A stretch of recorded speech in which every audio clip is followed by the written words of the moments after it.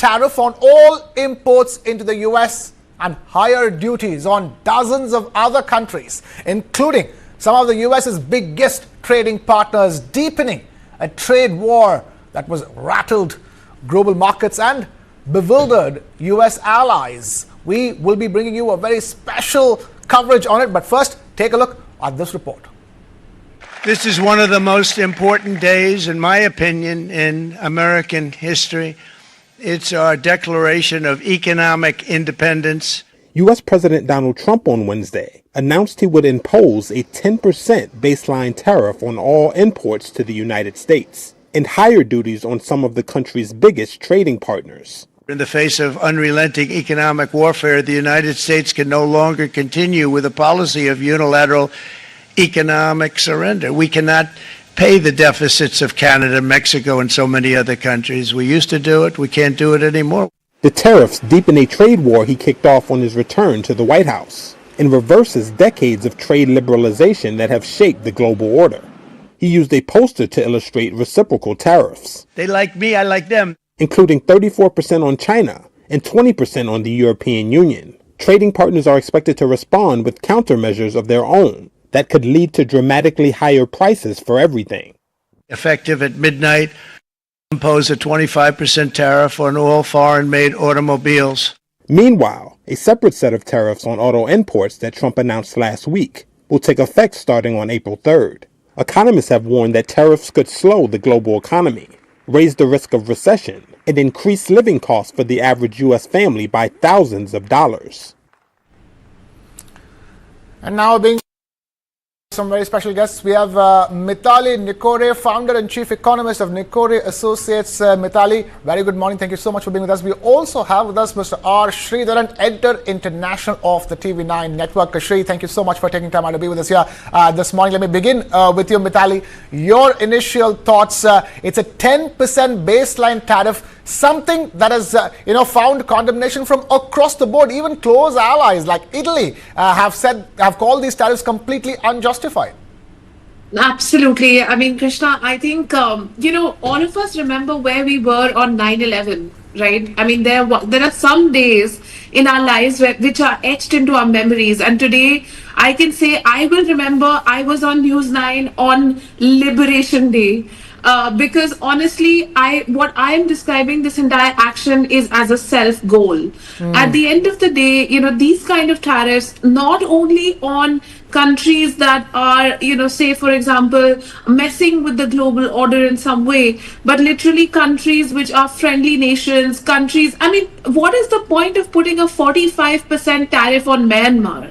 I mean, what is Myanmar exporting to the US, At the end of the day, what does a country like Myanmar after its earthquake even have, So a lot of the countries which are actually in Annexure 1 of the Presidential Declaration are highly impoverished countries from the African Union. Then there are East Asian countries which are, facing very high rates like Thailand, Cambodia, Laos, Philippines. I mean, all the East Asian countries which were once called the East Asian miracle, if you remember, there was this entire, narrative around that, and how the US actually was the reason why these countries became the East Asian miracle.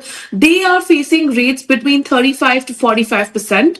And actually, I would say India has got a pretty decent deal at 26-27%. Because what they're sort of observing as India's, main rate of tariff to the US comes from the agriculture sector, because the idea is that the US really wants to dump a lot of its corn and cornstarch into India and, change India's eating habits. And we are resisting that. And I think that is very fair.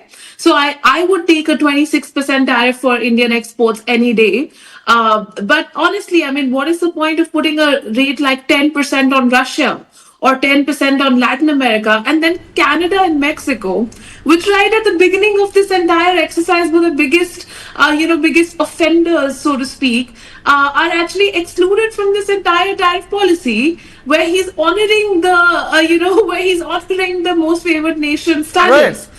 So, it's confusing for everyone. Shri, I mean, it's confusing for everyone simply because there is not enough details, isn't it? He's not given sector-specific tariffs. He hasn't, explained as to, for example, pharmaceuticals. We don't know whether these new tariffs will apply on pharmaceuticals or not. And already, there is already so much confusion regarding the tariff rates. And here you have Trump saying that the 26%, and bear in mind this 26% tariff on India is on top of the 10% baseline tariff, which means technically India's imports into the US, Shri, will get taxed at 36%, and that is quite steep, and he calls it kind. So, Krishna, yes, there is a lot of global consternation, anger, disappointment at what President Trump has done. But just to, say one thing before we move on to the impact on India. I think if I were to see things from President Trump's point of view, Mitali is very upset and asking why should he be imposing such tariffs on even smaller countries which actually are impoverished. But I think the larger point that President Trump is trying to make is that the fiscal path, the balance sheet which the US has today, the amount of debt the country has on its books is unsustainable. So the fixing of the US and the economy and its balance sheet has to begin at some point. And he's decided that the easiest thing would be to start making some money from global trade, because US is the largest consumer of most items around the world. And by US's own projection, this is going to yield them some $800 billion in tariffs. Okay, so that's one thing. Now the question is, who pays for, from whose pockets is this $800 billion going to come? I think the answer is fairly simple. It's going to come from the pockets of American consumers, unless the exporters figure out a way to reduce their own costs and supply at the price despite the new additional tariff, which is a very steep ask. It doesn't usually happen. But coming back to India and its impact, so yes, there is going to be a huge uncertainty. There are many aspects of India's own growth which will be impacted. The larger point I want to make, Krishna, is that India is not really an export economy. We are, of course, we are very healthy exports, not just of goods, but also services. But, if you look at the combined merchandise bilateral export between India and US, it's only 3%. So it's not something that's going to really hit us badly, for example, as China, because now China, don't forget, is going to be paying 54% because 34 plus the previous 20%. And some analysts estimate that it could even be higher than 54%. So China is really going to be the one that bears the brunt of Trump's Liberation Day tariffs. On India, there are a couple of direct and indirect impact. One is, of course, our exporters need to figure out how do we, deal with this additional tariff. Are there efficiencies they can eke out in their own manufacturing processes that allows them to cushion some of these tariffs to an extent, so that the importers in the US continue to buying from us, and only part of this tariff impact is felt by the American consumers. That's number one. Number two, the larger point, which is about what the impact of these tariffs will be on US itself, which is it's going to slow down the American economy. There's already talk of stagflation, recession, slower growth for sure, higher inflation in the US. Right. So if the US economy slows down, all the other global economies which are dependent on US as a market will also necessarily slow down. So that's another thing. Finally, Krishna, I think we also are working on a bilateral trade agreement with the US, and we are committed to completing it, let's say, by August or September this year. So there is another track which the government is pursuing. So in the interim, we need to see how there certainly will be some, pain in the export market. But I guess India, from a relative point of view, will be less affected than some other export-dependent economies like China. India could be less affected. Shri, stay with us. Mitali, stay with us. Let's then quickly listen to the highlights of that Liberation Day, as Trump called it, the speech on Liberation Day, where he talked about the tariffs that will be imposed on some of US's biggest trading partners. It's a move that has all the makings of ratcheting up a trade war that has been kicked off from the White House. Let's listen in. If you look at that, China, first row, China, 67%. That's tariffs charged to the USA, including currency manipulation and trade barriers. So 67%, I think you can, for the most part, see it. Those with good eyes, with bad eyes. We didn't want to bring, it's very windy out here, we didn't want to bring out the big charts because it had no chance of standing. Fortunately, we came armed with a little smaller chart. So it's 67%, so we're going to be charging a discounted reciprocal tariff of 34%. I think, in other words, they charge us, we charge them less, so how can anybody be upset? They will be, because we never charge anybody anything, but now we're going to charge. European Union, they're very tough, very, very tough traders. You know, you think of European Union, very friendly, they rip us off. It's so sad to see. It's so pathetic. 39%, we're going to charge them 20%, so we're charging them essentially half. Vietnam, great negotiators, great people. They like me, I like them. The problem is they charge us 90%. We're going to charge them 46% tariff. Taiwan, where they took all of our computer chips and semiconductors. We used to be the king, right? We were everything. We had all of it. Now we have almost none of it, except the biggest company is coming in. We're going to end up with almost 40%. Lee Zeldin's working to get their approvals.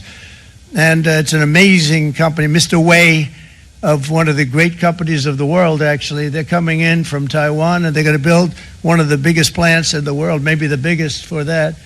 But 64%, we're going to charge them 32%. Japan, very, very tough, great people. And again, I don't blame the people for doing it. I think they're very smart in doing it. I blame the people that sat right in that Oval Office, right over there, right behind the Resolute desk or whichever desk they chose. Japan, 46%. They would charge us 46%, and much higher for certain items like cars, you know, little items like cars. 46%, we're charging them 24%. India, very, very tough, very, very tough. The Prime Minister just left, and he's a great friend of mine, but I said, you're a friend of mine.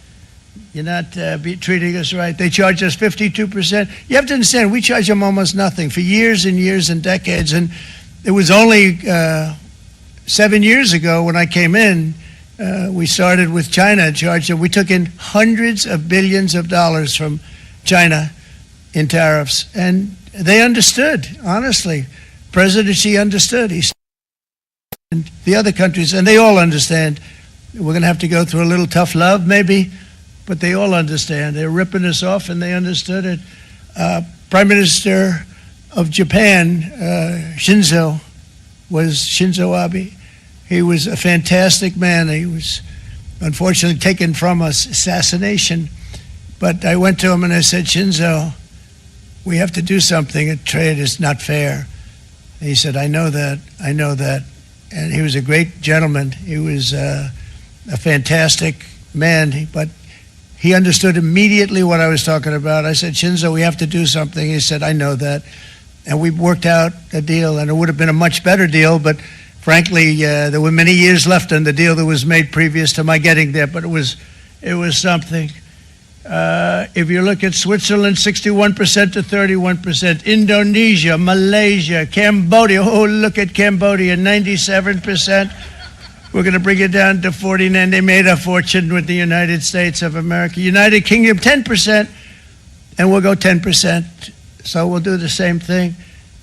South Africa, 60%, 30%, and they've got some bad things going on in South Africa. You know, we're paying them billions of dollars, and we cut the funding because a lot of bad things are happening in South Africa. The fake news ought to be looking at it. They don't want to report it. Brazil, 10%, 10%. Bangladesh is 74%. So you see what's going on. Pakistan, 58%. Sri Lanka, 88%. Well. Talk about a laundry list of tariffs. Shri, look at that. You know, in the US, they used to call it leaderboards as well, you know, especially in all the sporting, in sporting terminology. There's a leaderboard of tariffs that Trump literally physically held out. And you know, when he is explaining the amount of tariffs that are being levied on American goods being exported into other countries, it sounds logical, isn't it? Why would a country which is being charged, for example, some countries charge 90% tariffs on American imports, so it only seems logical that he wants to levy reciprocal tariffs. But we all know what it means for global markets. I mean, let's talk India specific. You know, India's markets, along with global markets, were affected just yesterday in expectation of tariffs to kick in. Now he's given dates. There's going to be April 5th is a date from where the tariffs will begin. I think there's an April 9th date as well. So which means we're looking at a prolonged period of turmoil in global markets. Right, and April 3 for all auto cars, autos and auto parts. So what we are seeing around the world right now due to the Trump tariffs, Liberation Day tariffs, Krishna, is uncertainty of how these tariffs will actually play out. Will we see a global trade war getting triggered because of a US, move? Because I think it's fair to say that countries which are impacted by American tariffs will probably not take it lying down. They will retaliate, especially China. Because I think the tariff is really crippling, the one that's been imposed on China. 54% is really disastrous for China. So you will see action from China, you will see action from other countries. Canada's already said, Japan's already said that we will retaliate as needed. So India, on the other hand, I think we have taken a very measured, tone on this. We are not getting into a retaliatory tariff war with US. Rather, we are looking at a negotiated bilateral a deal which protects both the interests. Because I think at some point India also sees the American point of view that there is a certain imbalance, and India wants to do as much as possible. The only sore point would be our agricultural produce, because let's not forget that India is like, the Indian farmer is a very small, fragmented landholding farmer who's vastly poorer than your typical American farmer who owns, thousands of hectares, does mechanized farming. Whereas in India, I think most of them are involved in subsistence farming. So I think the government is sensitive to the fact that if we were to open up American produce, Indian market to American produce, then the impact on Indian agriculture could be quite devastating, and it might mean that millions of our farmers are impacted and don't have even money to survive. So that's a concern which India will be sensitive to. So we might see India making concessions on other fronts. Right. Krishna, in some sense, in a perverse way, I think this might actually be good for India. Let me explain why. Interesting. Please go ahead.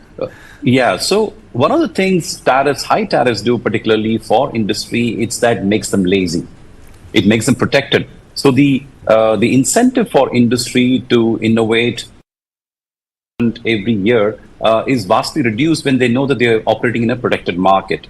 Now, if I know that I have to deal with a situation where I'm going to compete with other exporters coming from elsewhere who are far more efficient than we are as manufacturers in India, then I have a greater incentive to actually buckle up and then start looking at where are my inefficiencies and where can I start becoming more efficient, and how do I make products that are not only great quality but also at a price which is competitive in the marketplace. I think one thing which the government of India will do is basically look at our entire regulatory framework for ease of doing business, especially for small and medium enterprises, because SMEs are the backbone of Indian manufacturing, as you know. More than a third of our exports come from SMEs.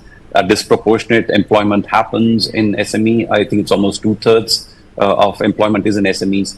So I think what the government will do in the short term is to look at how can we make doing business easier for our SMEs, our manufacturing companies, so that they become more efficient. The economic survey also talked about deregulation of the business rules. So I think that will probably come into focus going ahead, and we'll see a lot of action in the months ahead on that, Krishna. That's my bet. Lots of action in the months ahead, says Shri. Shri, stay with us. We also have Mitali Nikore with us. We are taking a very short breather here at this stage. Our special coverage on Trump's tariff war will continue on the other side. Keep it with News 9.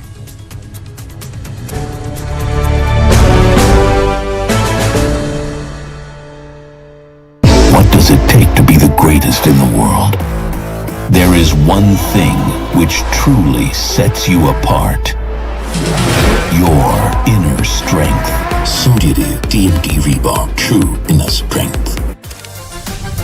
In the age of OTT platforms, to watch or not to watch, that's the question. Because you are what you watch. It's our review, but your choice to skip it or stream it. Hello and welcome. I'm Krishna Kumar. This is Skip It, Stream It.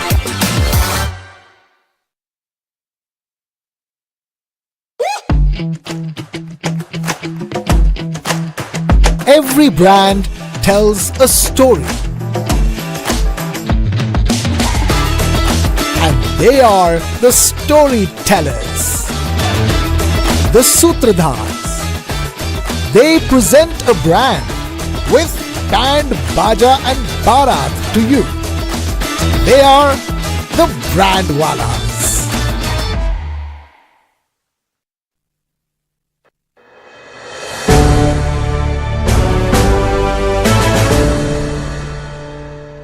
Welcome back. You're watching Trump's Liberation Day tariff special coverage here on News 9.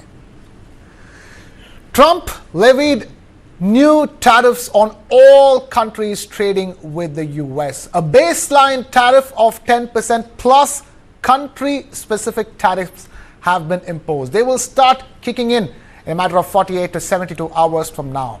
As soon as he announced those tariffs, there was widespread reactions from global leaders across the board. Let's listen in to some of them. Australia's exports to the United States represent about under 5% of our goods exports.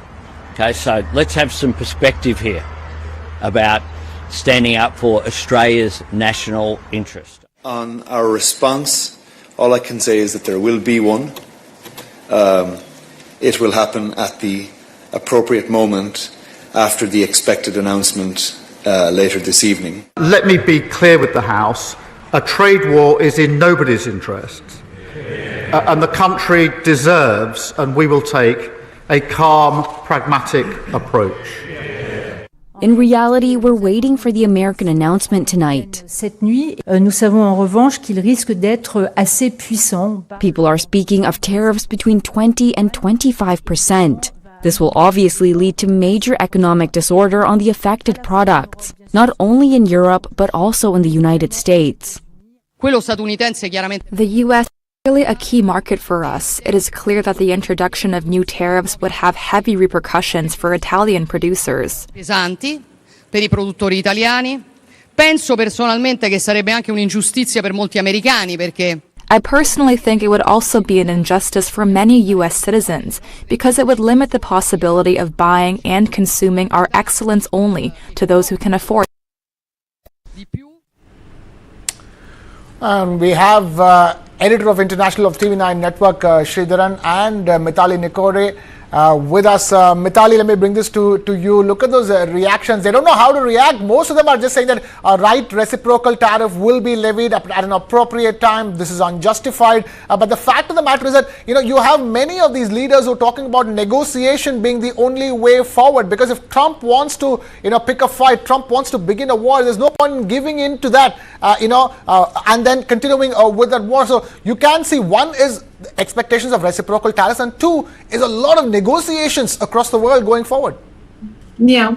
So I think, Krishna, this is what he wanted. He wanted to bring, in one stroke of a pen, he's brought the world's 25 major economies onto the table to say, now talk to me, and I will set the terms, and I will tell you how to, service my market. And to be very honest, I feel like the way the Australian, Prime Minister was speaking about the fact that we have to take a very pragmatic approach to this. This is the way most countries should be thinking about it, and even the UK. Because if you think about it, Australian exports, as he said, is just 5% of the overall basket. I think countries will increasingly think in this manner where they say, let's diversify our export markets. Let's make sure that we are, entering into trade deals not only with the US, but also with other economies, other countries. And if you would have noticed, India is one of the countries which is getting a lot of positive interest from many Western economies, as well as from, the BRICS economies, as well as from, the China-led economies, in that sense of East Asia and China, because everyone realizes the power of the Indian consumer. So I feel like at this point in time, India is poised to actually gain from this trade war, because we can broker our own bilateral trade agreements and bilateral trade negotiations. So it's not only going to be the negotiation with the US for the US market. And the second thing I want to just point out quickly is around the trend of onshoring, right? And if you read the presidential order, he speaks about this, the fact that he wants more and more companies to come and actually reshore and look at re-entering the US market as manufacturers. So if this is the long-term trend, and if he says that, and if you remember one of the statements he had made a few weeks ago, these tariffs are permanent. So once the market factors that in, a lot of manufacturers, say from Japan, from South Korea, from say in the auto sector, or maybe in sectors like steel and aluminium, would start to reshore their operations so that the US content in their value chain increases. They can't fully make it a US made product, but the tariffs are only applicable to the US content in your products. So therefore, there might be a lot of reshoring that we'll start to see. A lot of reshoring, Mithali. Stay with us. Shri, the fact of the matter is that, how viable is it going to be to reshore and make products again affordable? The whole reason why manufacturing shifted out of the US to so many other countries was because it was, you can make products at a lesser price. How easy or how difficult is it going to be competitively manufacturing out of the US? So, Krishna, the world trade works on a premise of competitive advantage of nations. So this is what Michael Porter, the Harvard professor, showed, that every country is good at certain thing, and that eventually becomes its calling card in the world trade. In the case of India, for example, it's our IT services. We are very good at that. In the case of China, it was manufacturing. So, there's a reason why some countries excel, because they put in a disproportionate, they have certain natural advantages. And then in terms of government policy, there is a certain emphasis on making that the centerpiece of their growth. So Mr. Trump's idea with these higher tariffs is essentially, one part definitely is to bring back manufacturing into the US. Because one of the grouses that Mr. Trump has is that over the decades, the US has literally outsourced manufacturing to China and other parts of the world. So he's trying to bring back manufacturing into the US. So will that happen overnight? Absolutely not. It will take years. It will take 3-4 years before some manufacturing starts coming back into US. Now, this also goes back to my previous point. I mean, US is at the forefront of innovation. It's the world's largest economy, the superpower, for a good reason, because it has always believed in the efficiency of its markets, right? It's a free economy. Now, if higher tariffs were to create artificial protection and barriers for manufacturing that gets set up in the US, then again, it goes back to the same problem that many other countries face with higher tariffs, that they're not really competitive. They become lazy. They, feel there's no need to innovate.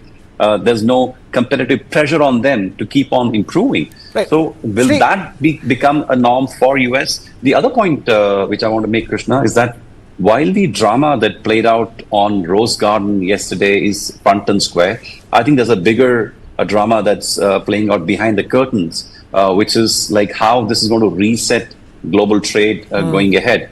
Mithali talked about India-US bilateral trade. I think that is now going to become the norm. in some sense, Mr. Trump is giving up the US's role as the country that has set the world trade order, at least for about 100 years now.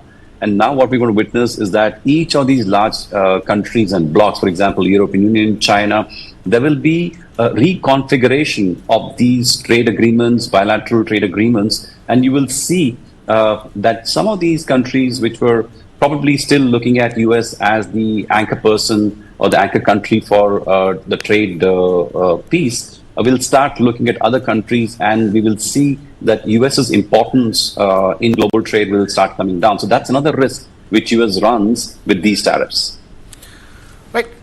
Shri, stay with us. Before I go forward, I just want to quickly ask you a question. The one doubt in my head is the fact that is wage costs. Shri, the fact of the matter is that you manufacturing got outsourced in so many countries because you could find cheaper wage costs. Whereas and not that they're as cheap as they were say 20 years ago, but the fact of the matter is that the wage costs in the US is so high it automatically pushes up the average making price of every single product.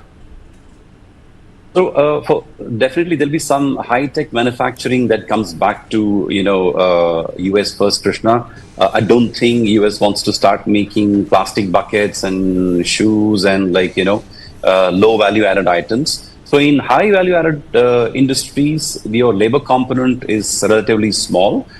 These are high-tech industries with a lot of automation, which US excels in.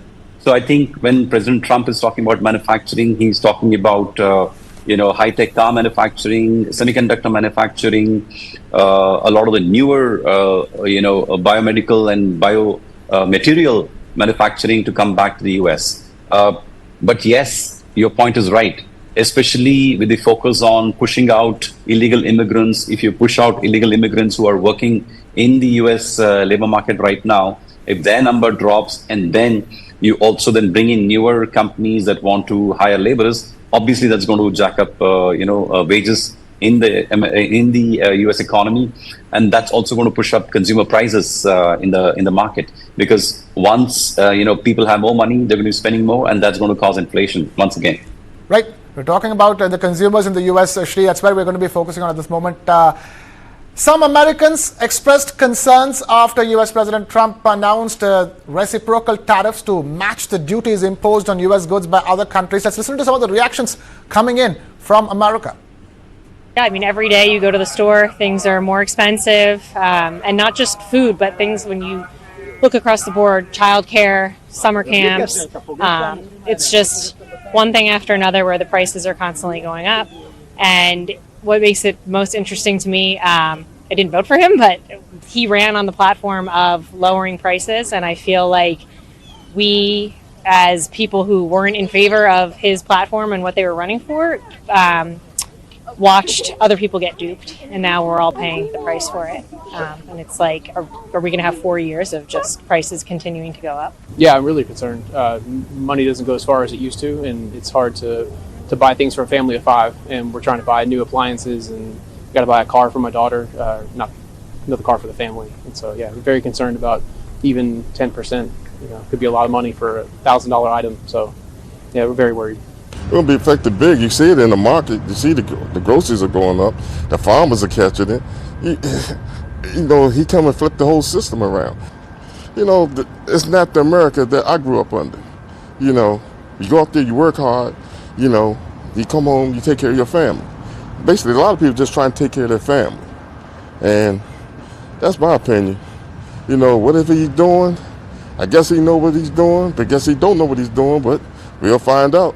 Yeah, I mean, avocados from Mexico is definitely a big one that I think about. I know some of our citrus too are grown internationally as well.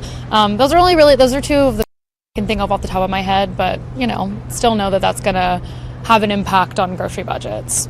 I was just talking to my roommate about how I'm so thankful that I don't have a car or need a car in a city like DC, because I can't imagine. I mean, I know it's like 25% on auto imports now, so yeah, that's huge for anyone who is looking to purchase a car this year. So thankfully I get to rely on public transport and walking, but it's going to be a lot. I mean, I think everybody's already seen the effect of tariff, especially like if you have any money in the stock market, you've lost some money. I think everybody's anticipating prices going up, and it's kind of the last thing we need right now because we're already dealing with inflation, and if the economy slows down and we're dealing with inflation, it's like that's going to be it's going to be a mess, man. Now, those are some of the reactions coming in from the common people in the United States of America. We have Mithali Nikore and Sridharan Ramakrishnan with us on this broadcast. Mithali, look at those reactions coming in from Americans. We just come to Mithali, but Sri, look at that. Grocery bills are already going up. We're talking about cars and high-value products. What about the basic agricultural imports into the U.S.? Food on the table is going to get more expensive. And if food on the table in the U.S. gets more expensive, that's going to have a ripple effect, a domino effect across the world. So let's talk about the American families first, Krishna. Without doubt, household budgets are like now going to get stretched. People analysts and economists are talking about, costs for the average family going up by at least a few $1,000s, and that's a whole lot. We talked about cars. There was one gentleman talking about how he was looking to buy a car for his daughter. Now cars are going to become expensive by at least a few $1,000s. And in US, that's often the money buyers put up as their equity when they buy a car on loan. So this is without doubt going to impact American households significantly. And it's also going to impact their ability to save. Now, what happens if the American household saving goes down? There are more people who are now living on the edge. We already know that a significant part of Americans live paycheck to paycheck. They have very little savings. The other issue is what this trade war means for even America's own borrowings, especially in regard to China, which is the largest holder of government securities, U.S. government securities. What is the impact that's going to have on America's ability to borrow around the world? Will people be as comfortable, putting their faith in the American dollar as they have before? How much of that will now be driven by their trade war sentiment, right? So these are issues which will come into play, and just like it's not going to be easy for the world to navigate the Trump tariffs, I think it's not going to be easy for America also to look at the impact and how this is going to play out and transmit in the economy in very complex fashions and over a very long period of time, Krishna. Right, it's going to be complicated, and it's going to be complicated for a long period of time. Now, let's quickly listen to some of the reactions come in. Canada's Prime Minister, Mark Carney, has vowed to fight U.S. President Donald Trump's tariffs with countermeasures. Let's listen to what he had to say.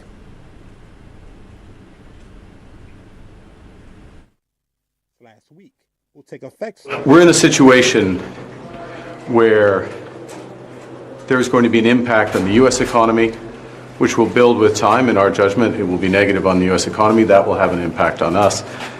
But the series of measures will directly affect millions of Canadians. We are going to fight these tariffs with countermeasures. We are going to protect our workers, and we are going to build the strongest economy in the G7. In a crisis, it's important to come together, and it's essential to act with purpose and with force, and that's what we will do. That was the response from Mark Carney, the new Prime Minister of Canada. Trump's tariffs sending global markets into a tizzy, with the new announcement coming in from the White House on a 10% baseline tariff. Bear in mind, Indian markets and global markets were already under pressure in expectation of tariffs to start kicking in from the 2nd of April, but now those dates have been revised. You have new deadlines, auto tariffs to kick in on auto goods, on cars from the 3rd of April, and then the other tariffs to kick in on the 5th and the 9th of April. New deadlines being set up by Donald Trump.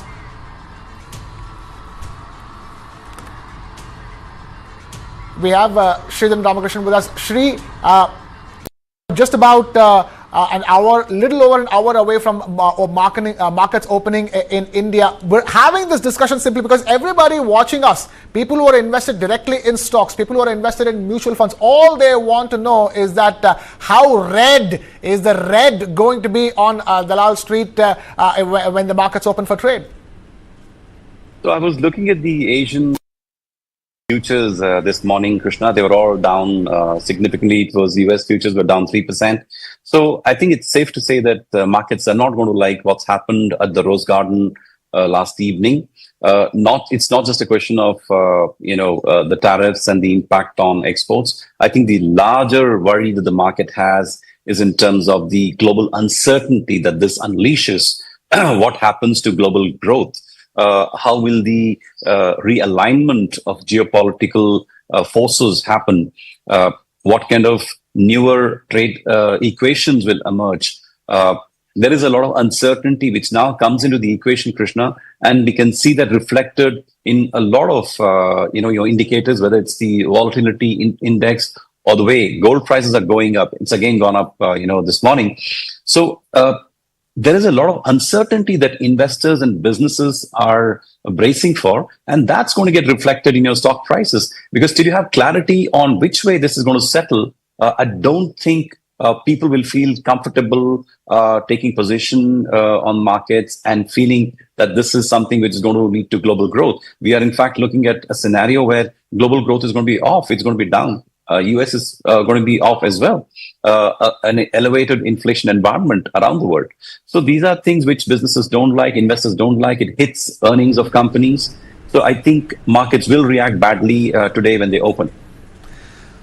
Markets will react badly despite all the positive signs in India per se. Trump's tariffs set to play spoil sport. We have Mithali Nikore with us on the broadcast now. Mithali, one is, the cost of goods going up. It looks like there is nowhere to hide as far as the consumers are concerned. The cost of goods are going to go up. The value of their money is going to keep coming down. If all of them thought that all the money they put in the stock markets, all the appreciation in the stock markets would help them tide over the rise in costs of goods and services, and that is difficult as well. And in an environment like this, gold seems like the safest haven.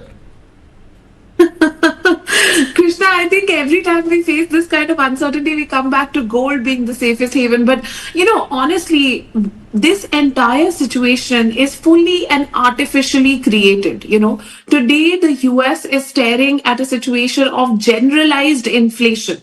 Because just imagine, while oil exports and pharmaceuticals are exempted from today's orders, most other goods fall into today's orders. So the prices of goods in the short term, most goods are going to go up. Imagine, the price of a component that goes into your freight truck, that goes up. Then the transport cost of transporting any good or service from the country, from one point to the other goes up.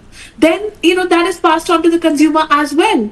So at the end of the day, when the US is staring at a generalized inflation scenario, which is something that any small time economist like myself can also tell you, I simply don't understand how the advisors to the president, who are amongst the biggest economists in the world, are not telling him this, that at the end of the day, it's the US consumer who's going to pay, regardless of whether onshoring happens or not, because this inflation is going to happen in the next 3 months. Nothing can stop it. I mean, now the tariffs are on and they're going to be levied. He can't just take them back after 2 weeks, right?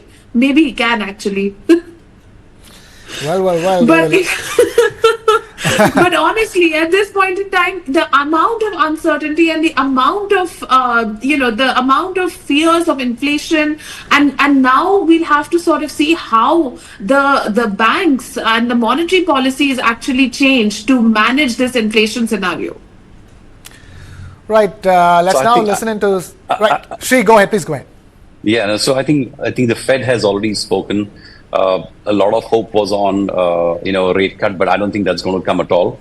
The governor Jerome Powell is very clear. They're going to watch how inflation plays out before they actually even think of a rate cut, Krishna. So I think the US consumer is going to deal with heightened inflation in the days ahead. In fact, sorry, if I can just come in, one quick reaction to what Sridharan said.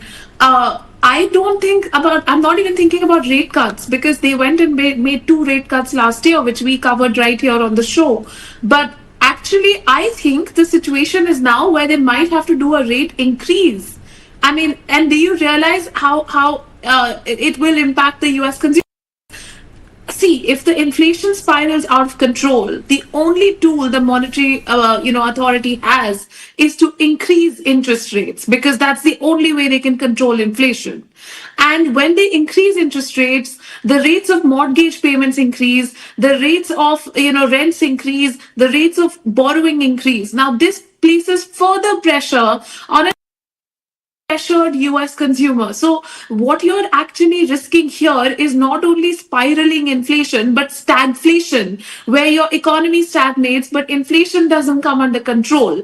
So literally in such a scenario, the only thing that can then work is fiscal, payouts and fiscal support, which again, we don't know if this administration would provide, to its ailing citizens. So honestly, at this point in time, as an economist, I'm just appalled at these policy choices.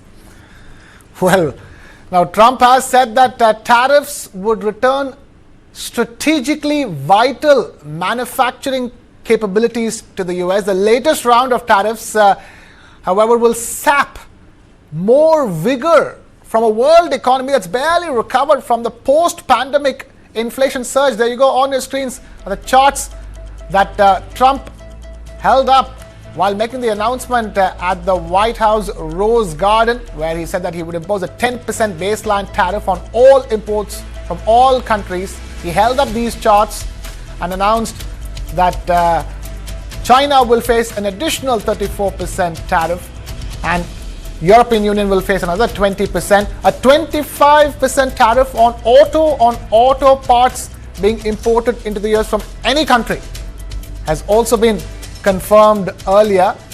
Now bear in mind, depending on how President Trump and leaders of other countries will proceed from here on, it may also go down as a turning point for a globalized system which until now had taken for granted the strength and reliability of America, its largest component. But in the coming months, it will be the plain and simple price hiking and therefore demand dampening effects of new levies applied to thousands of goods bought and sold by consumers and businesses across the planet that will prevail.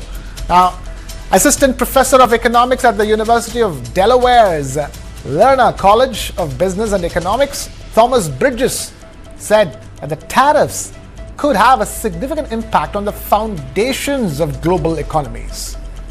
If this just isn't a strategic ploy to try to bargain one-on-one with other countries to bring tariffs down on both sides, if this leads to an environment where there's higher tariffs globally for a sustained period of time, I think it could be quite significant. At sort of an economy level, the foundation of a strong economy is one in which people can specialize in what they do best. And the same holds for a global economy. Like the foundation for a strong global economy is when nations can specialize in the production of goods or services that they can do best. And, having no barriers to trade, makes the economy more efficient and provides sort of a solid foundation. So my concern would be that if these tariffs are long-lasting, it could have quite significant effects on, the foundations of global economies. Mitali, you were talking about who are these economists who are advising Trump. Clearly that a professor of economics at the University of Delaware is in complete agreement with you, although he's not making it very obvious. He's talking about the fact that if it's going to continue, if you're going to go through with whatever has been announced, and that's going to be the reality for the foreseeable future, then this is going to rewire and rewrite economies, and more importantly, a lot will depend upon how that happens. How do economies react to it? I mean, one way of reacting to it is just levying reciprocal tariffs on the US, and the other is reconfiguring your economy per se. Yeah, I think, Krishna, it's going to be like a combination of both across different economies. I think, when we look at India, very honestly, I doubt that India will go ahead and impose any sort of reciprocal tariff on, on the US, because we already have very high tariffs and custom duties, which are set not by country, but by product. So, this entire calculation that the US has done is based on the fact that corn and cornstarch is actually levied, there's high custom duties and tariffs on cornstarch and some other products that India imposes to protect its citizens and to protect its farmers. I think in the Indian context, we might see some rationalization of custom duties on specific products, like, for example, automobiles and auto parts, and sort of allowing companies like Tesla to come in. But apart from that, I don't expect India to, put down like a punitive kind of tariff, but understand that, look, at the end of the day, this is kind of like a fair assessment done from the US side, because we are protecting our agriculture sector and we're not going to change our policy on that. But countries like, those in the European Union, countries like Japan, countries like South Korea, countries like in East Asia and China, these are countries where I do expect certain amount of retaliatory tariffs and reciprocal tariffs to come in. And, it's already been stated by the European Union that there will be action, because these countries realize that, there's a amount of penalization despite them opening up their markets completely for, US products to come in. And these estimations which have been put forth have not been in consultation with friendly nations. I mean, it's one thing to say, we think that Australia imposes a 15% tariff on our commodities. But has that calculation actually been discussed with your Australian counterparts? I mean, typically when we are, engaging in trade negotiations, or typically when we're having these conversations, we take it to the other side and we say, we think you're doing this. Would there be any way that you could not do this, or tell us, have we got our calculations right? So that's what you do with friendly nations, and I think this is something where he's made himself hostile to everybody in one go. So really, I think it's going to be a combination, and a lot of countries like India will focus on export market diversification. Talking about friendliness, Shri, a lot has always been spoken about the camaraderie between India's Prime Minister Narendra Modi and US President Donald Trump. And Trump was cheeky when he said that, Mr. Modi is a great friend, but India is very tough on tariffs. And it's actually, he's sort of attributed to the fact that it's his equation with Trump and his equation with Modi ji and his love for India that's making him give a discounted tariff to India. Well, that discounted tariff is applicable to everyone else as well, as we saw on the charts that President Trump presented. But I think it's fair to say that, personally speaking, there's a great friendship between the two leaders, no doubt about it. But, both these leaders have responsibility to their own countries and their own citizens, and they have to do things which are in the interest of their own nations, right? So I think that's what sets them apart. While they are personally friends, they're also leaders of nations. So you can expect Mr. Modi also to do things which will be in the interest of India, which protects the interest of Indian farmers, Indian consumers, India as a country, because, irrespective of this trade war and everything, there's also a geopolitical equation which keeps India and US close. We are talking about a strategic partnership and transfer of technology between India and US of high technology, which was done even during President Biden's time, which is now carrying forward into President Trump's regime. So there will be a very balanced and calibrated, let's say, a dance between India and US on trade and geopolitical equation, Krishna. As Mitali also said, I think India's priority will be to make sure that the most vulnerable part of our, country, which is the farmers, they are protected. And consumers who can afford to pay a little bit more, let's say like you and me and Mitali, that, if you're buying, a bottle of wine, there's no reason why, you can't pay another 20 or 30 or 50 rupees more or 60 rupees more. So they will identify certain, they'll identify certain products where India has the capacity and the consumers have the capacity to take a hit, and they'll probably agree to dropping, customs duties on those products and seek to maintain the protection for the most vulnerable section of our population, because that's also a politically sensitive issue for them. The one thing we would need to still see, Krishna, what does this mean for our aspirations as a manufacturing nation?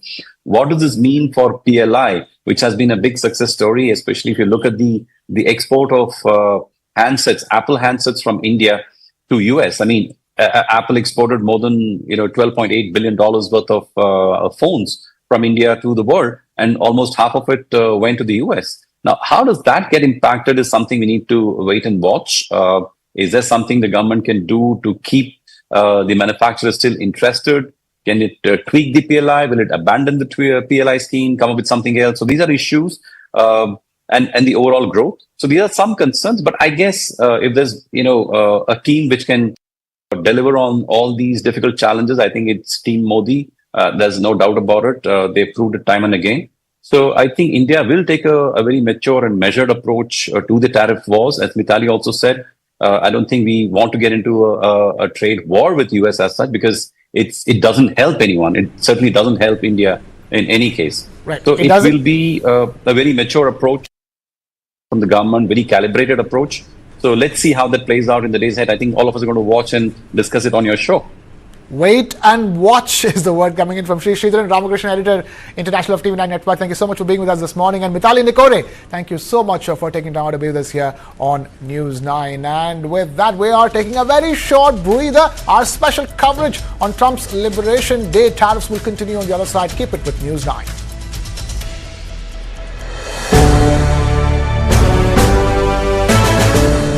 What does it take to be the greatest in the world? There is one thing which truly sets you apart. Your inner strength. Sodium TNT Rebar. True inner strength.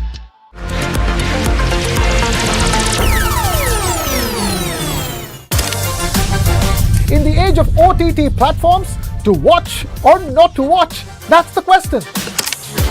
Because you are what you watch. It's our review, but your choice to skip it or stream it. Hello and welcome. I'm Krishna Kumar. This is Skip It, Stream It.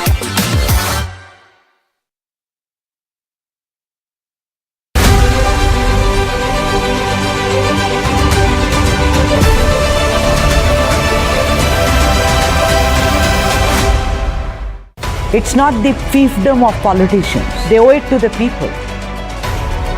Matter is now more about faith of the millions of devotees than just political slugfest. Does that mean that I can't get a job in Chennai, although I may be best suited for that particular job? They have more civic sense. They have more of civility than all these men. My name is Sudha Sadanand. Welcome to the South Indian.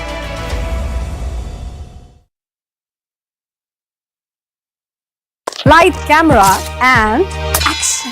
Kick back, relax, grab your favorite snack because News9 is here with your weekend dose of entertainment. It's time to take a deeper dive into the buzzworthy happenings of the entertainment world. From celebrity gossips to exclusive conversations, from nostalgic moments to News9's pick of the week, don't worry, we've got you covered here.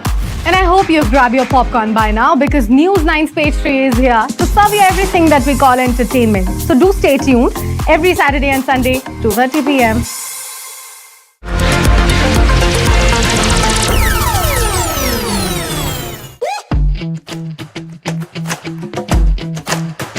Every brand tells a story. And they are the storytellers, the Sutradhars. They present a brand with band, baja and barat to you. They are the Brandwalas. It's not the fiefdom of politicians. They owe it to the people. Matter is now more about faith of the millions of devotees than just political slugfest. Does that mean that I can't get a job in Chennai, although I may be best suited for that particular job? They have more civic sense, they have more of civility than all these men. My name is Sudha Sadanand. Welcome to the South Indian.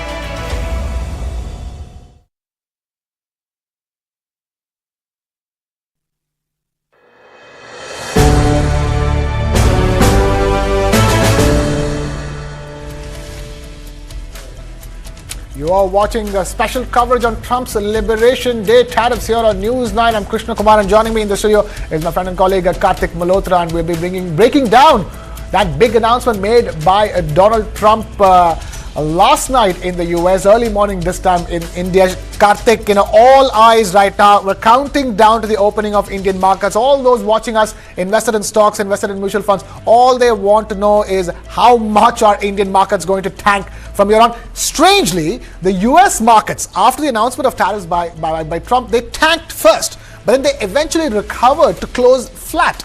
You're right, Krishna, but the US futures is down 3.5%, which means that right now I think all eyes are also going to be on the commentary of the Fed Chair Jerome Powell and the fears around inflation. So there were talks about another 2 rate cuts in the US this year, but that seems to be now a distant dream. I doubt US is going to be in a position to go ahead and cut rates. And if you cut rates, that means there are fear of inflation spiking higher in the US.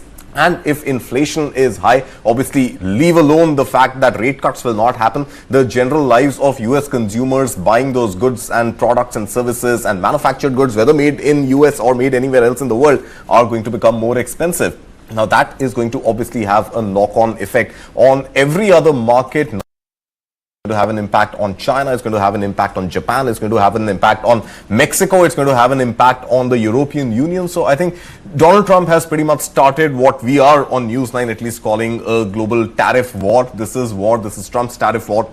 And there is unlikely to be any respite for any country. And the fact that Donald Trump has gone ahead and implemented these tariffs when there was still speculation that, hey, maybe he's going to push it a little more, maybe he'll give some extension, maybe he'll give some room for negotiation. Well, I don't think, he has that kind of patience anymore.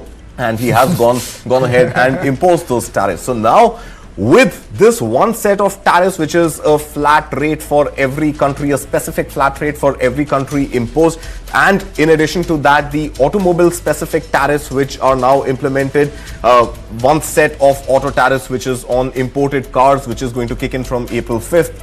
And the other one kicking in from the 3rd of May, which is going to be on components that go into automobiles. And this includes electric vehicle batteries and steerings and tires and any other engine components, all of these coming in. So the fear now is going to be that is Donald Trump also going to see through the secondary tariffs that he is likely to impose on every country that imports oil from Russia. And mind you, those tariffs are expected to be as high as 50%. So obviously not a great time, which can be at least foreseen right now for any country, any economy, more so the US, because the inflation pressure is going to hit the US first before the export balance changes for any other country, Krishna.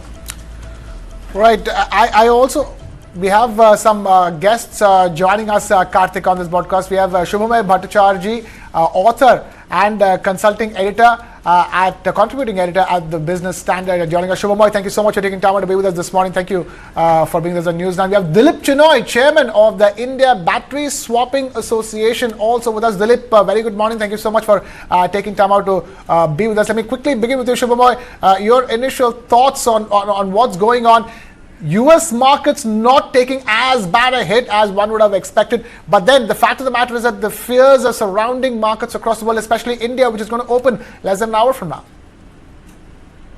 Yeah, that's true. What I do find is that, first of all, the timing.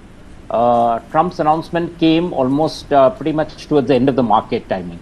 So obviously, all the issues that one would expect to be factored in, the bond market, the currency issues, those would take time over today, even towards evening when the US markets open, those would really play out in terms of what the markets really hit. So I wouldn't play much on how the US markets reacted initially and the recovery.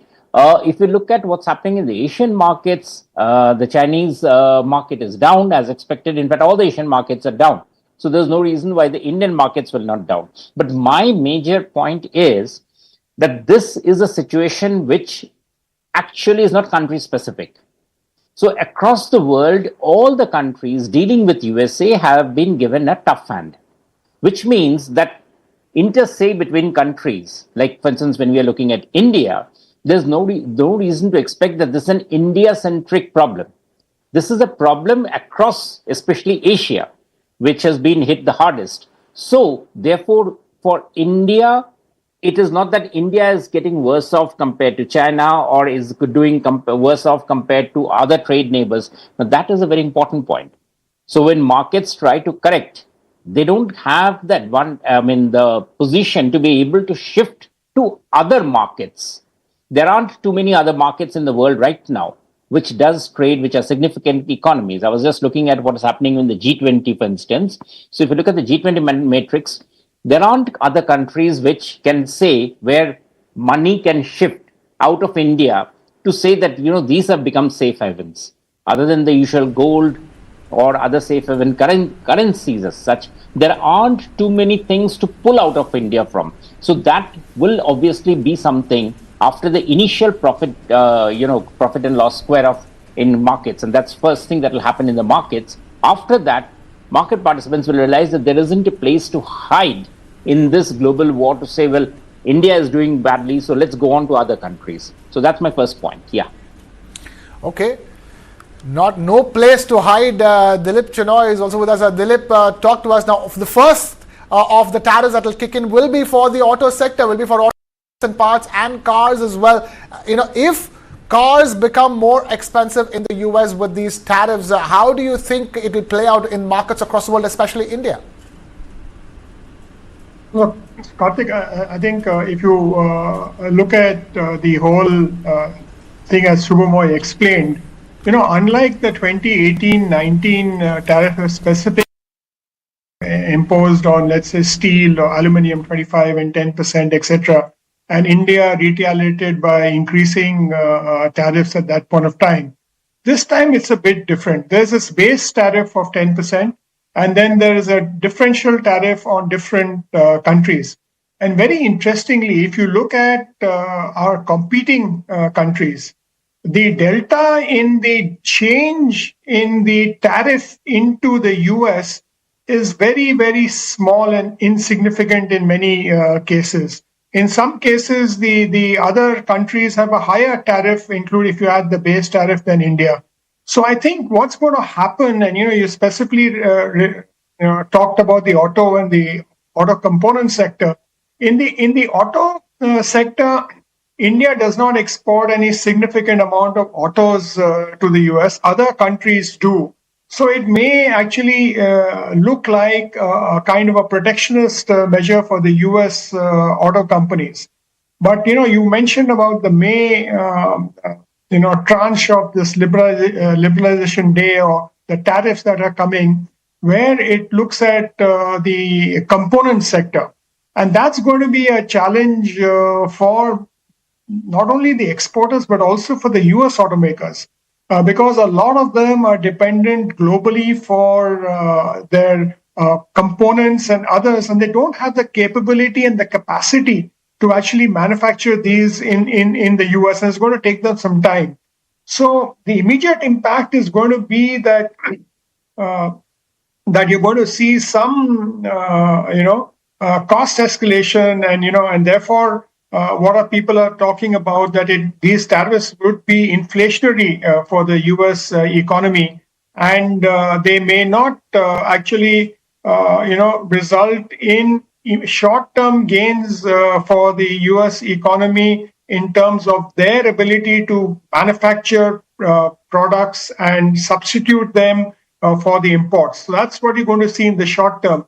In the medium and long term, it's going to take a lot of effort and time for people to reshore or start manufacturing of these components in the US. So it's actually a mixed bag as far as the US is concerned. And for countries importing into or exporting into the US, like Shubhamay said that it is going to be a relative change in manufacturing, and a lot of the Asian countries have close to, or in fact more, higher tariffs than that were imposed on India. So I think it's actually a very interesting phase, and if India and the government and industry put up a partnership and analyze this, there may be opportunities actually to exploit some of this in the short term. All right, Dilip, stay with us. Karthik, the focus is on auto simply because, we know what's the future. We know where this is heading towards. It's the big fight for EV domination, for electric vehicle domination. And in that sense, this is Trump trying to, twist and turn around the future of it all, because clearly China has taken a massive lead when it comes to, Chinese companies have taken a massive lead when it comes to manufacturing of electric vehicles and electric cars. Yeah, Krishna, honestly, I don't know how much Trump tilts in favor of electric mobility. Remember, even at his inauguration, he was talking about... It's a great business opportunity, that's all I'm saying. Yeah, of course, it's a business opportunity for US-made cars to be sent abroad, perhaps. But the point is that even Tesla's own sales in the US and in the European Union area are tanking. And look at what China is doing with BYD. So the point I'm trying to make is that we may not really find the fact that electric vehicles will continue to be a priority for Donald Trump. That is number one. Number two, talking about auto components which get exported from India. Of course, there is a large market in the US. Detroit is the hub of automobile production in the US. And there are components, engine components, parts, tires, some battery components that get exported from India to the US, among other markets, including Germany, including, many other countries in the world. Now, the point is that what Trump is really trying to do seems to be a little bit at cross with each other, because at one level, Trump wants to rake in more dollar revenue through taxes, and these taxes are the duties which he has now imposed on all imports coming into the US. But at the same time, Trump also wants to make America great again, which means that he will offset whatever revenue he is bringing into the US economy by way of higher taxes at some point by encouraging more manufacturing in the US. And for more manufacturing to happen in the US, A, they're going to cross each other out. B, for more manufacturing to happen in the US, he will have to go slow on all the deportations to multiple countries that he's doing, because where is that factory labor going to come from? Automobile, like many other industries, is highly competitive, so you will need to keep your costs low, and to keep your costs low, labor becomes a critical input, and for that labor to be a cheaper input, you will have to look at opening borders with Mexico again. Now, sticking with, Krishna, the automobile industry, I don't know if we can pull up what is happening in Japan right now. And remember, Toyota and Honda are both big exporters to the US. And I'm looking at the heat map right now of Japan 225. And look at the numbers coming. Toyota is down about 5% this morning. You've got Honda, which is down about 2.5%. So there is going to be an immediate hit to companies which are exporting cars, completely built up units of cars to the US, and they are subjected to tariffs. So just look at the Japanese markets right now. They opened a few hours before India, and it is a sea of red in Japan. And Japan is not all. There's a similar story coming in from China, and there's a similar story coming in from Germany as well. So the likes of BMW, for example, are tanking this morning. Right. For all those watching this broadcast, that thing that you just saw, it's not some Japanese anime. it is the Japanese stock markets that is deep into the red, Karthik. Yeah, absolutely. Let's look at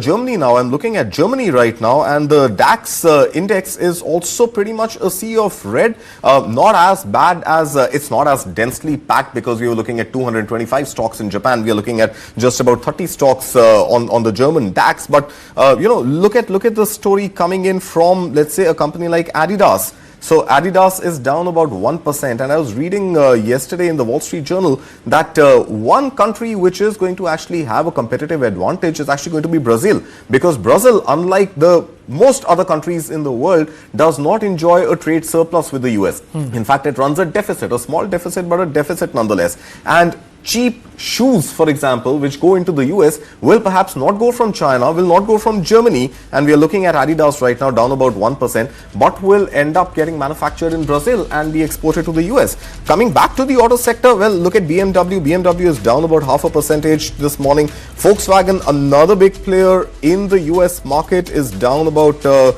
again about 0.4% or so. You also got Mercedes-Benz maker Daimler, that is down about half a percentage point. So auto sector is definitely taking a major beating today. Now, is the Nifty 50 in India going to get impacted? I'm not sure. I mean, barring Tata Motors perhaps, and we'll get to know when the markets open, barring Tata Motors, which still has Jaguar Land Rover made in UK but exported among other countries to the US and China, that is one stock that may take a beating when Indian markets open. But otherwise, the component makers, the MSMEs, and some of them are fairly large SMEs now, the likes of Sona Steering or Motherson, these are companies which may take a beating because they find a large components market in the US. Right, that sort of gives you a roundup of how markets are reacting, companies, stocks are reacting. Let me take this back to Shubhamoy Bhattacharjee. Shubhamoy Bhattacharjee, you know, when I was talking to some people about this Trump tariff war that's going to sort of begin from this morning onwards, and that question about tariffs on autos, cars and car components brought this question to me, which was, what's going to happen to cars in India? The fact of the matter is that car makers in India are already increasing prices across the board, from the 1st of April onwards. Do you think there'll be any impact in terms of the prices of cars, outside of the US, especially India? No, certainly not. I mean, why? I mean, if a company, which, for instance, let's assume hypothetically, has a large exposure in the US market, would obviously want to shield itself. And if that's wanting to shield itself, then you would be looking for other markets. And now if you're going to go to other markets, you obviously can't go to other markets by raising your prices. So your space to actually raise prices and expect that that is going to shield your balance sheet is going to be a very foolhardy measure. So if companies are not smart in terms of actually expanding volumes, because right now what's going to happen across sectors is companies need to see that they cannot try to preserve the cash on their balance sheet, but they would need to increase volumes to be able to play in the market, to be able to stay relevant. In that context, it doesn't make any sense for a company to raise prices and to say that's how I'm going to be able to survive. It simply will be in very difficult situation. Same happens for the components industry. The components industry accounts for about 2.5% of India's GDP, and if the component makers want to push prices, I think they'll be in a difficult situation. So that, I think, is a very major thing, that we are not going to import inflation. Definitely not. We are not going to import inflation. But what will happen is that since India certainly is not going to retaliate, you will find that Indian industry is actually in for a space for correction, because the India government isn't going to raise tariffs in retaliation. That means companies will have to start looking at long-term adjustment of their prices, and that is going to be the very big change that's going to happen in India. In a way, it's good that this Liberation Day thing has happened, because there's too much of uncertainty around. Now, since that is over, companies can go back, can really start looking at where they could have a competitive advantage. And mind you, that is not something that has been a strong point for many Indian companies. They have not really looked at competitive advantage very critically. They've tried to use the tariff that India used to offer till last night on lots of products to be able to increase their production capacity, to be able to help themselves, and which meant what you have been discussing earlier in lots of programs, that production was not increasing, production capacity was not being looked at, efficiency was not being dug out. So all of those factors which companies were sort of hiding themselves from, even in the short term, companies will have to start doing it. Because if they conceivably have exposure in the US markets, that market is obviously going to be pricey for them. So they will have to look for efficiencies in other markets, including India, to be able to stay competitive. Yes.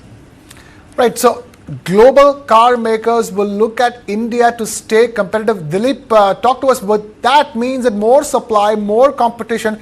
Can Indians expect a price war amongst car makers, if I may? So, Prashant, if you look at what happens in the automotive market, now everybody is uniformly increasing prices because of certain other conditions. In the last 3 years, prices have not really been increased. To get into the Indian market for an automaker involves a lengthy process. So existing models, existing homologated models, existing players in the market could think of different strategies. But to enter the Indian market will take at least 6 months to a year with a new model because of the whole processes that you have to go through. And other than a few geographies which have left-hand drive, most of the other geographies have a right-hand drive. Most of the other geographies have a left-hand drive. So, you have to change your product. You have to do a lot of challenges there. Yes, from the areas like Thailand, Japan, etc., if they're exporting out to India, then the component sector could see some pressure because they could look at India as an attractive destination for components. And that's really going to be a challenge for the component manufacturers. But again, the auto industry is not very easily substitutable. So if you're linked to a tier 1 OEM supplier, right, then it's very, normally you have 1 or 2 suppliers. To change suppliers actually is difficult. But if the countries which are, if the companies which are overseas have them in other markets, then that makes it different. So the dynamics in the auto industry is going to see some change here. And, there's a lot of talk about reduction of auto import duties, in context of the Trump, tariffs. And if anything happens there, it may happen bilaterally between the US and India, not necessarily multilaterally. So there is, it's not a very black and white situation. It's a different situation. And I think, just like the Ministry of Commerce has set up a war room, I think companies who have, a great exposure to the US will have to look at their strategies, and domestic players will have to actually look at how they respond to this in both the short and medium term. There is going to be a challenge, but I don't think that given the way that the tariffs have played out and the relative tariffs, with different countries. Actually, India does have an opportunity in different sectors, and I don't believe that it's going to be as bad as people have thought it's going to be. And it is possible for the government and industry to jointly work out a strategy that will insulate majority of the Indian companies in India from this, and actually, like the opportunity in which Brazil is seeing. We could have some opportunities in different sectors, including the automotive sector. Right. What seems to be a threat could be an opportunity. Shubhamoy, if I were to ask you, talking about certain sectors, there is actually no clarity on what's going to happen to the pharma sector and tariffs on pharma products, because there's so many. Major export market is the US. So, in fact, some experts say that some of those stocks could see an uptick going for, when markets open for trade this morning, simply because there has been no clarity on so far there's been 10% tariffs on pharma imports into the US. And for Indian companies, it will be zero impact so far. And that could actually give a good fillip to Indian pharma companies. Certainly. Pharma sector is one which has actually been, we have looked at the auto sector, but the pharma sector is one which actually stands to benefit. And remember, a lot of generic products which India exports were competing with Chinese API from the Japanese market, and those actually stand to benefit. In this, what is needed to be understood is that it is the countries which are going to first negotiate with the USA, which will have an advantage compared to the later countries. That's a very important point, because these rates that have been announced are essentially the hard negotiating positions. Our Commerce Minister, Mr. Piyush Goyal, was there in USA till recently, and obviously for good reasons. because what he's trying to do is trying to offer the White House the assurance that we are going to work on our tariffs.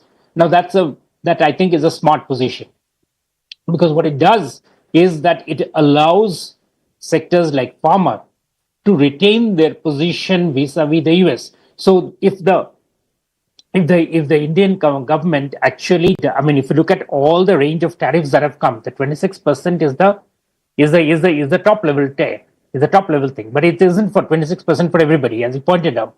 So what happens is for the Indian companies in other sectors, they can cleave through advantages, and those advantages are something which will become very important now for Indian companies. Generic manufacturing, generic drugs from India have a very, very major advantage going ahead. Obviously, there'll be Cassandras who will say, no, but hang on, there'll be this problem, or US will create this problem. But USA will essentially need to give those products to its people. It can't jolly well say that from tomorrow we will not allow imports. The products are essentially those with which USA is saying that, it's sort of friend show signaling. That some countries we like it, some countries we don't. It's a new terrain for the world trading pattern. And in that sort of a trading pattern, India has an advantage. So it is something which I suppose we can use significantly going ahead. Yes. So, Karthik, that's a view that's echoed by many, actually, that the fact of the matter is that in crucial sectors like auto and even electronics, the impact of these new tariffs on India and Indians could be minimal, could be muted, so to speak. And in fact, in some other sectors like pharmaceuticals, India actually has an opportunity going forward. So it is right now the best time for India to recalibrate the way it is exporting. You're right, Krishna, but I think the devil will lie in the detail like it does every time, and we will have to sort of wait and understand the fine print of what Donald Trump has said and the executive order that he said he has signed. And we'll have to see what is going to be the applicable rate on Indian pharma. Of course, there were speculations earlier that pharma industry is perhaps going to be untouched, but then there were also voices coming from some corners which were saying that if this flat rate of 25%, 26%, now we know it is 26%, will be applied on India, then pharma sector is not going to be excluded from that. So we'll actually have to wait and see whether pharma has been given that exception or has been kept out of this umbrella tariff that has been imposed on India. If that is the case, yes, of course, the opportunity for Indian pharma continues to stay. So which means it's going to be pretty much flat, in my opinion. It's not going to be an added advantage that Indian pharma sector gets, but it's going to be status quo. And I think that is the best case scenario which industry would be hoping for at this moment, until they get a sense of what is in that executive order and what are the finer details of of the tariff policy that the US is implementing. But if there is this blanket 26% tariff applicable even on Indian pharmaceutical exports into the US, then that is going to be a big negative for the Indian pharma sector. But I agree with Shubhamoy. I think critical sectors like drugs and generic drugs, which India specializes in, these are cheaper than the branded drugs which get sold in the US, will have to be given some sort of an exceptional treatment so that the average Joe living in the US can get access to cheaper medication prescribed by their doctors. So hopefully, I mean, that should be a positive for the Indian pharmaceutical industry, because even at higher tariff imposed, if that happens to be the case, I doubt the volume of trade is going to take a beating, because what are to be honest. I mean, I know the APIs come from either China or Japan, but beyond that, the drug formulation and the real medicine that goes from India. So this is something which pretty much for the US becomes non-negotiable. They will have to continue importing, and if they import at a higher cost, given the fact that it may be under the 26% tariff, it just makes it more expensive for the average citizen in the US to get access to it. But the point is, Trump is saying that he's also going to cut income tax in the US. So affordability may not really be a problem for US citizens going forward. Affordability might not be a problem for US citizens going forward. We are taking a very short breather here at this stage. We will continue our special coverage on the other side. Keep watching News 9. What does it take to be the greatest in the world? There is one thing which truly sets you apart. Your inner strength. Sodium TMT Reebok. True inner strength. Light, camera, and action. Kick back, relax, grab your favorite snack because News9 is here with your weekend dose of entertainment. It's time to take a deeper dive into the buzzworthy happenings of the entertainment world. From celebrity gossips to exclusive conversations, from nostalgic moments to News9's pick of the week, don't worry, we've got you covered here. And I hope you've grabbed your popcorn by now because News9's page 3 is here to serve you everything that we call entertainment. So do stay tuned every Saturday and Sunday, 2:30 p.m. What is to the nines? In literal terms, it's perfection. But to us, it's not just a phrase, it's an attitude. One that starts at your desk and sends a statement to the world. To the nines is about taking charge. It's a way of life where every seam, every fold, is crafted with excellence. It's timeless elegance and uncompromising quality made for the corner office. It's the ideas that inspire redefining order and elevating the tabletop. To the nines, for the leaders of today and the visionaries of tomorrow.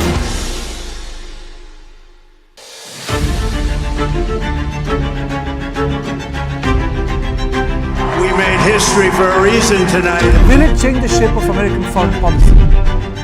Violence has erupted in Manipur once again. How can we pass judgments, sir, before any inquiry that, they were volunteers or militants, sir?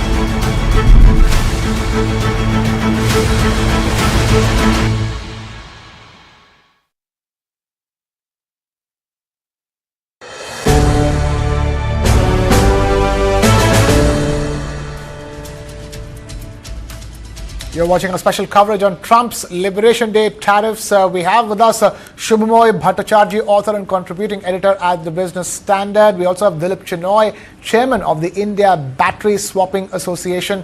We're also now being joined by Dr. Srinath Sridharan, policy researcher and a corporate advisor for our special coverage. We also have Mr. Barnik Chitran Moitro, private equity investor and managing partner at Chrysalis Equity Ventures, joining us. Thank you all of you for taking time out to be with us.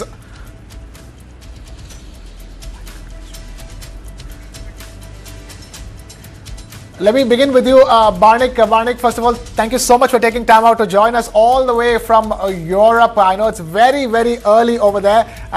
Talk to us, your initial reactions in terms of the tariffs. Widespread, condemnation from across the board. Nobody's talking about reciprocal tariffs so far, but everybody's calling the new tariffs unjust. But here we are in India waiting with bated breath on how the stock markets are going to react. No, I think President Trump has been teasing the tariffs for a while now. I think the good news for everyone involved now is that there seems to be a framework in place. Because what existed till yesterday was him announcing tariffs, then deferring tariffs, then announcing tariffs, then deferring it again, and then whimsically announcing on different countries. At least he has now put a framework where he's put the different countries in different slots. I think if you look at the full framework, I think what he's really serious about are the tariffs on auto. I think that's where politically, I think he's making and putting the flag down for encouraging American auto production. So I think it's not unexpected. I think 26% is at the lower end of a lot of tariffs being imposed on other countries like China, like 34% and others. But it's not unexpected. A lot of the markets had priced it in, but you should see a reaction in the markets. I think the most interesting thing for what's happening on auto, I think the 25% or 26% auto tariffs are likely to continue. And that, by the way, applies to all countries who are even importing parts into America for auto production.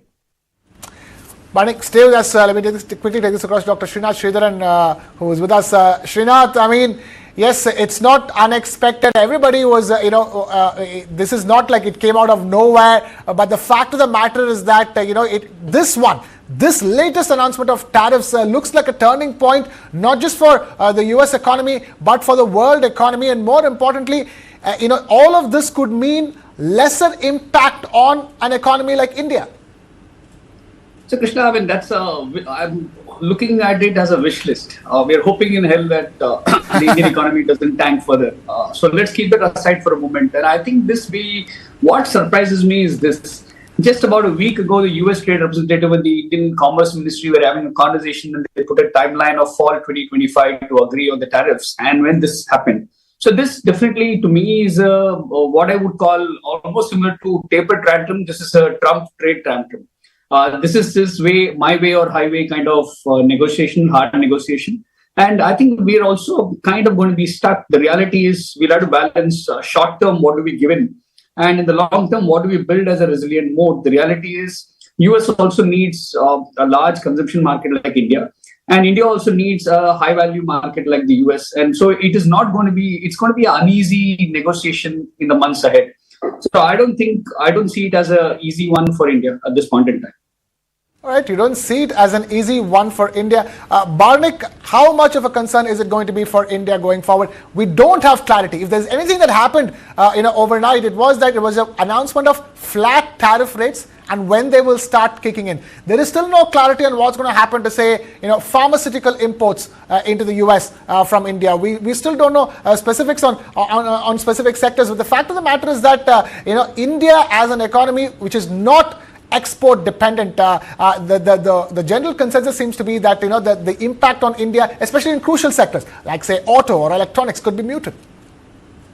No, I think while the details on sectors is awaited, I think we should expect the flat tariff on 26% on all of goods being exported out of India to the US. So that's coming. I think the impact mostly will be on the US economy, where across the board, I think there's an expectation that inflation will pick up. That has other implications on what happens to the US currency. Maybe the dollar doesn't strengthen anymore and actually weakens across the board. So I think it's difficult to point out the exact impact on the economies, particularly economies like India. We do not export a lot of goods to a country like the US. I think our overall exports are of the order of magnitude of $100 to $150 billion. I expect all of it to be hit by at least a 26% tariff. Maybe there'll be a differential policy, but the impact on India will not be so much, because this will only give an impetus for India to sign free trade agreements with other countries like UK, European Union, the net benefit of which may actually be larger to India than the 26% tariff on the Indian goods. But again, I would be careful in making broad observations that there is a downside for the Indian economy. I think the downside is far more for the US economy, with most economic analysts expecting inflation to pick up and there being muted growth in the US as a result of the tariffs. Right.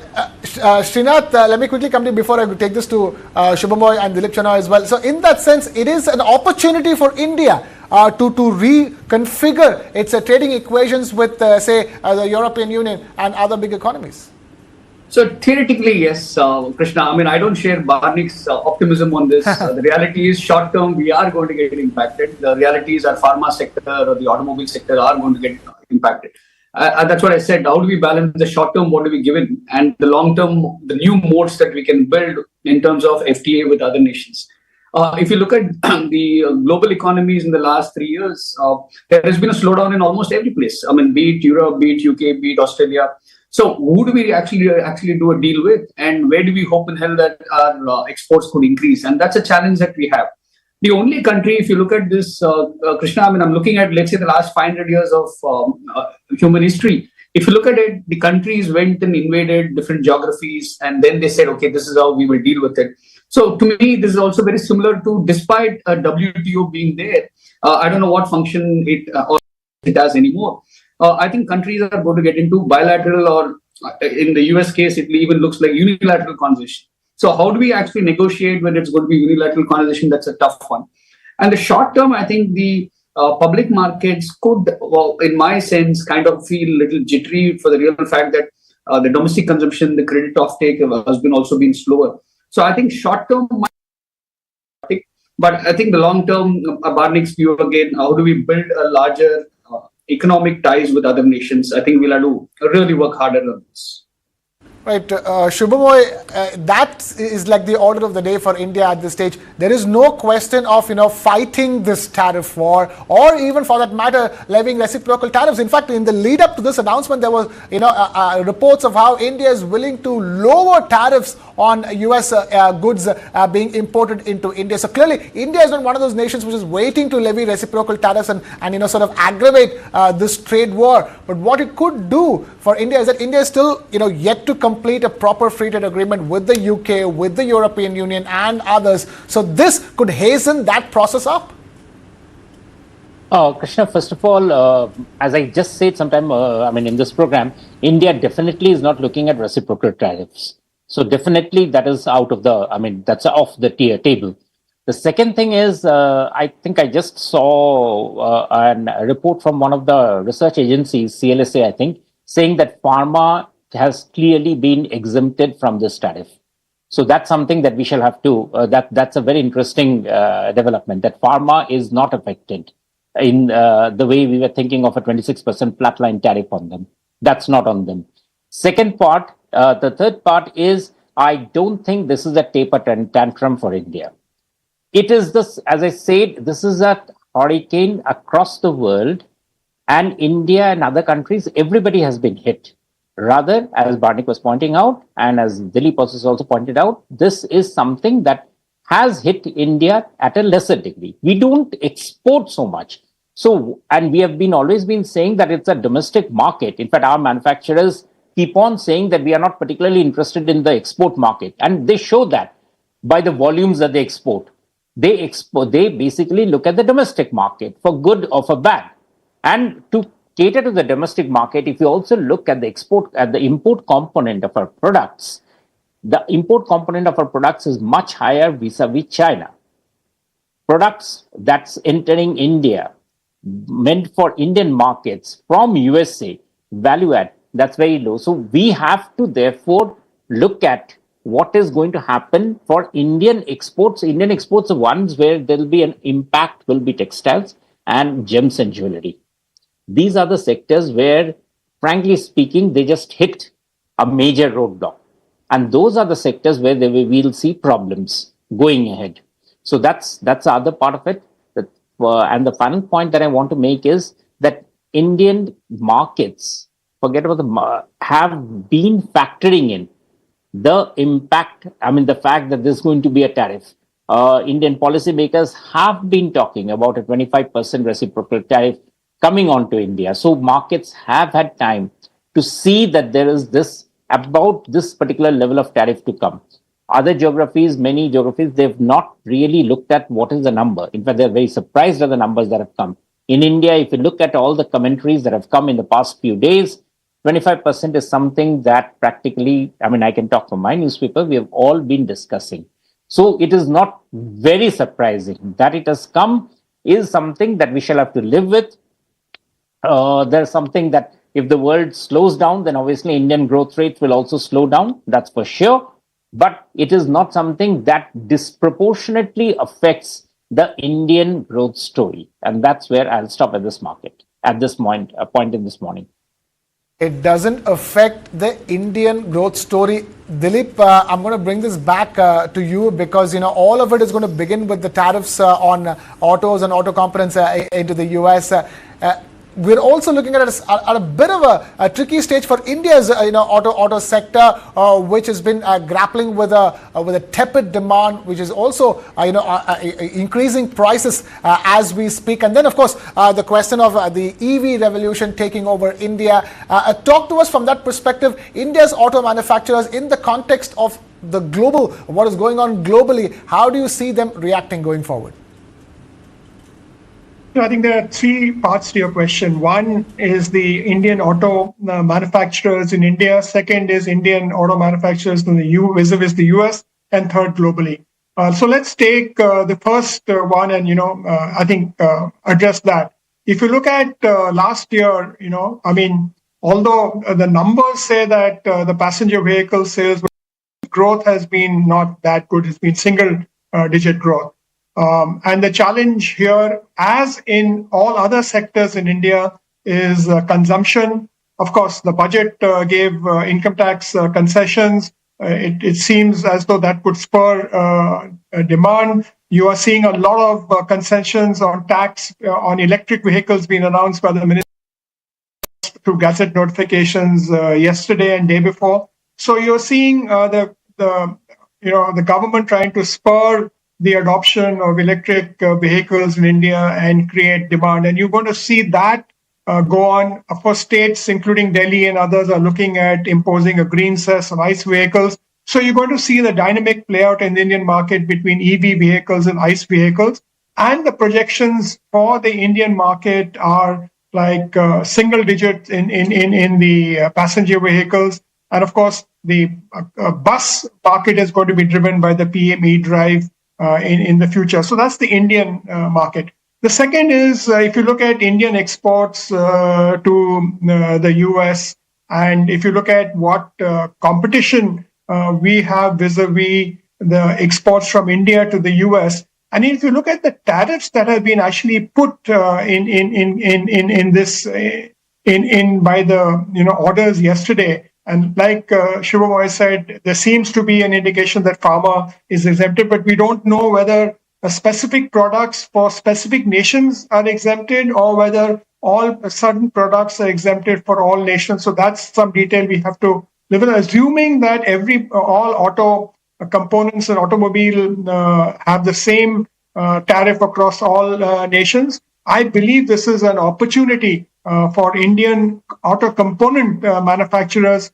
to look at the US market with a different light, because they have their OEMs and they have their partners in the US who they're dealing with, and comparatively compared to China, Thailand, and other Asian, Vietnam, including the differential between the tariff increase in Japan and India is only 2%. So if you look at this, and interestingly, you mentioned the UK and Jaguar Land Rover. The UK has only got a 10%. So versus the European Union, which is like 20%. So that could actually be an advantage for cars manufactured by, let's say, Jaguar Land Rover in the UK versus in other parts of the geography. So for Indian manufacturers, and the OEs and the auto component manufacturers, the real challenge is going to come from Brazil, because in this lot, Brazil's tariffs have not been increased significantly, and it's only 10 plus 10, which is 20, versus 10 plus 26, which is 36. So I think that as far as the US market goes, the global automotive scenario as far as India is concerned, and we have multiple FTAs being discussed, whether the Indo-EU FTA or and the whole bilateral agreement with the US. A lot will actually depend on what reciprocity we give. I mean, if it's autos, the EU has autos, liquor, wine, and certain other products which were the deal breakers earlier.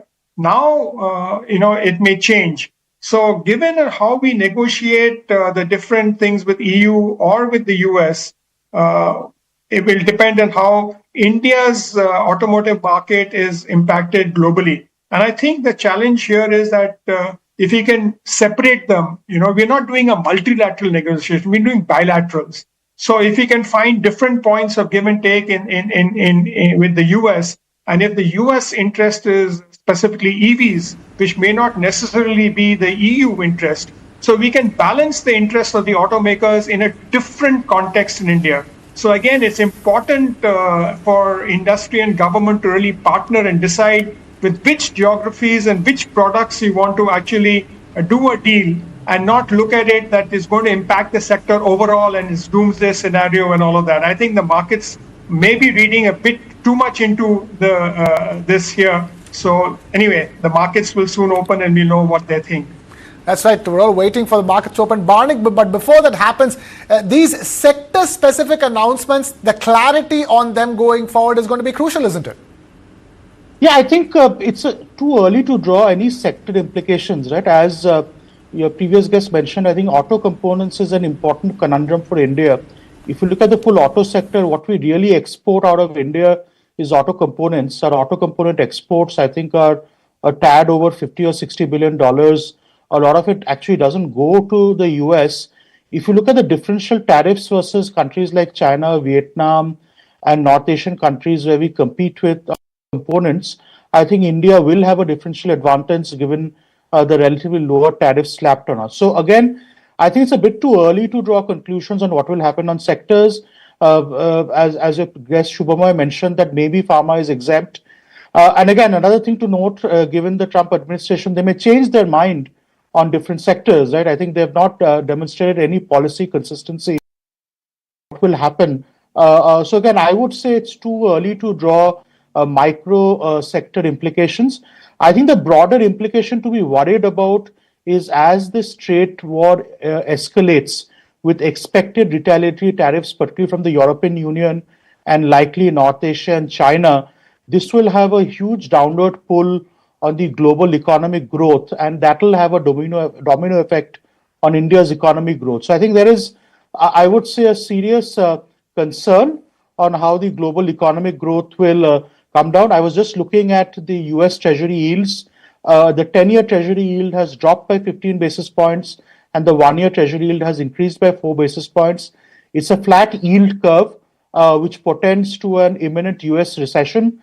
That is not good news for the global economy. A recession in the US generally means implications not only for goods exports, but also implications for services exports from India. So I think there is far more downside on the economic growth front, particularly if the tariffs escalate across the world and the US economy is adversely affected, which is quite likely to happen given the impending inflation and likely slowdown of growth in the US. Srinath, and that's the brass tacks, isn't it? Sector-specific details, announcements, clarity, all that can come later. But the fact of the matter is that with this kind of a tariff war, the US is staring at a recession, and that's not good for anybody. That's true. I mean, when US sneezes, the world catches a cold, right? I mean, that's a reality. But I just want to bring back one conversation we missed. US accounts to about 17% of Indian exports. That's a large number at that, which means that we cannot ignore any particular sector if it is impacted. Pharma constitutes about 1/8 of all Indian exports to the US. So pharma, even if it were exempt, for example, diamonds, cut diamonds, jewelry, refined petroleum, I have some numbers, electrical and electronic equipments. So these are also sectors which are going to be impacted. And the reality is US slowdown is very bad. And how do the rates move up? And what about the overall sentiment? The good thing, I think, the other experts here can watch for it is we don't have a large election coming up. So at least politically it buys us some time until the economy stabilizes. A big national election coming up, at least for the next 4 to 5 years. So that is hopefully will hold India in good stead. And with that, I'm afraid it's time for a short breather. I'm going to thank Dr. Srinath Sridharan, Barnik Chitran Moitro, Mr. Dilip Chinoy, and Shubhamoy Bhattacharjee for taking time out to be with us here this morning on this very special broadcast on News 9. With that, it's time for a short breather. We'll be back with my colleague Karthik Malhotra on the other side. Don't go anywhere. Keep watching News 9.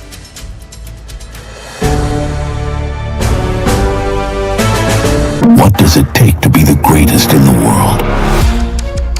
There is one thing which truly sets you apart. Your inner strength.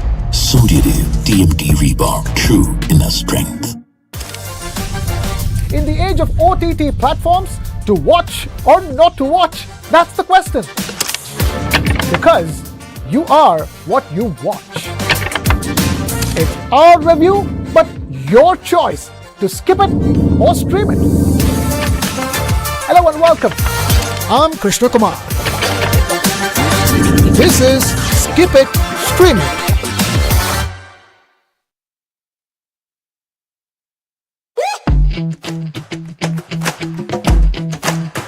Every brand tells a story. And they are the storytellers, the Sutradhars. They present a brand with band, baja and barat to you. They are the Brandwala.